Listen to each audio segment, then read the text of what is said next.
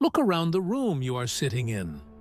You can move forward and backward, left and right, up and down. You experience reality in three solid, undeniable dimensions. The world has depth. But what if that depth is just a convincing optical illusion? In the late 1990s, theoretical physics collided with the mathematics of black holes to produce one of the most absurd, brain-breaking concepts in modern science. It suggests that all the 3D space you experience and everything in it, including you, might actually be a 2D projection. It is called the holographic principle, and it argues that the universe is a hologram. To understand how physicists arrived at this insane conclusion, we have to look at the ultimate destroyers of information: black holes. In the 1970s, Stephen Hawking and Jacob Bekenstein were arguing about what happens when you throw an object, like a book, into a black hole. A book contains information, the arrangement of ink on paper. When it crosses the event horizon, it is lost forever. Bekenstein realized something shocking about the math of a black hole. When a black hole swallows matter, it grows larger. But the amount of information a black hole can hold isn't determined by its 3D volume, the space inside it. It is strictly determined by its 2D surface area, the skin of the event horizon. Imagine taking an entire library of 3D books and realizing that all the words, pages, and covers are actually being encoded as flat, 2D pixels wrapped around the outside of the building.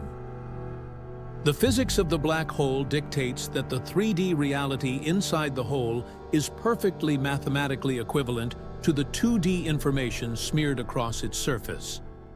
This was a neat trick for black holes, but in 1997, string theorist Juan Maldacena dropped a mathematical bombshell on the scientific community. He proved that this principle doesn't just apply to black holes, it can apply to the entire universe. Maldacena used a complex framework called AD-S-CFT correspondence.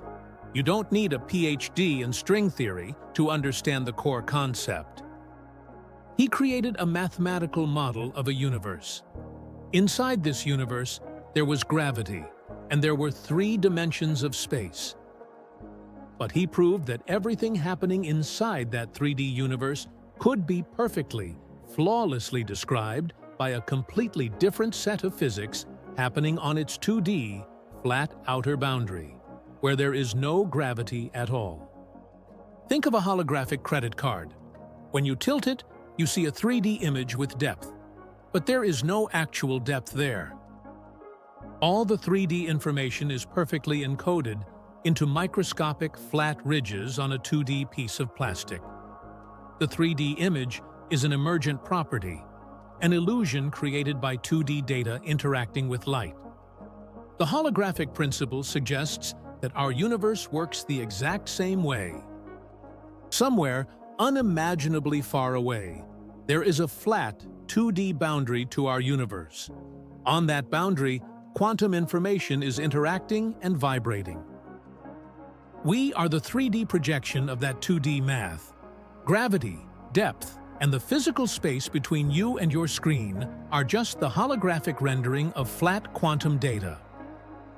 If this theory is true, it solves one of the biggest headaches in physics: merging quantum mechanics and gravity. Gravity has always refused to play by quantum rules in 3D space.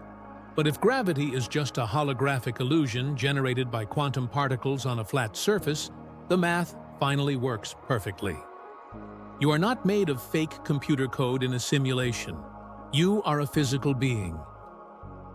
But the holographic principle forces us to redefine what physical actually means.